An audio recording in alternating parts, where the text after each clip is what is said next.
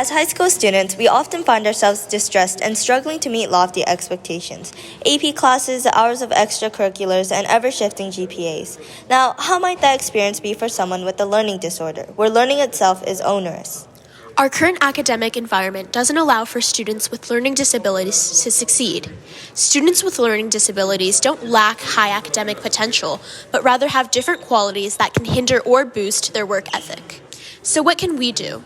Creating an educational environment where both students with and without disabilities have the same academic opportunities is important to ensure a true learning environment where students feel comfortable. High school is already known for being cliquey, and systemic ostracization of students only exacerbates mental health issues. Although bias and prejudice is inevitable, we need to create a better learning environment.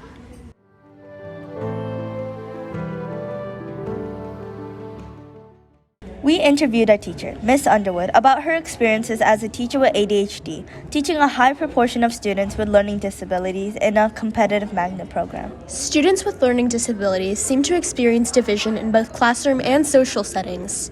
They're either struggling in the back or receiving unnecessary attention with no actual beneficial aid. It's true that the advanced curriculum is tight and needs to be covered briskly, but we shouldn't set health-endangering expectations. Division within and among classrooms also causes social and academic isolation now that students are on totally different paths.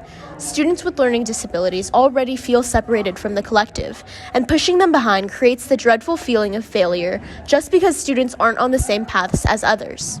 I think that because I had such a lovely, nurturing environment, I had a dad who kind of functioned in the same way as I did, grandmothers who were teachers, who kind of I would say had ADD, ADHD, and then I also had teachers throughout my, Mrs. McKibben was my gifted teacher in third grade, and thank God for her. She was very good at helping me to navigate and learn the skills I needed. So ultimately, I think it has given me the energy and the excitement and the understanding of how to approach learning in different ways that have made me more successful in the things that I like to do, but probably deterred me from some other things in life that I might have pursued.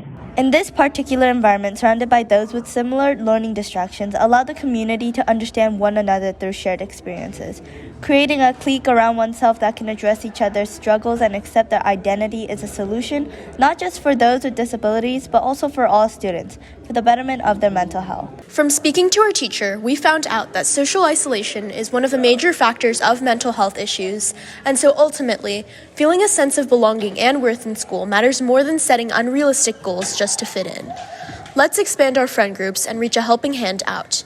By doing so, we can help promote inclusivity and create strong connections between other students and teachers.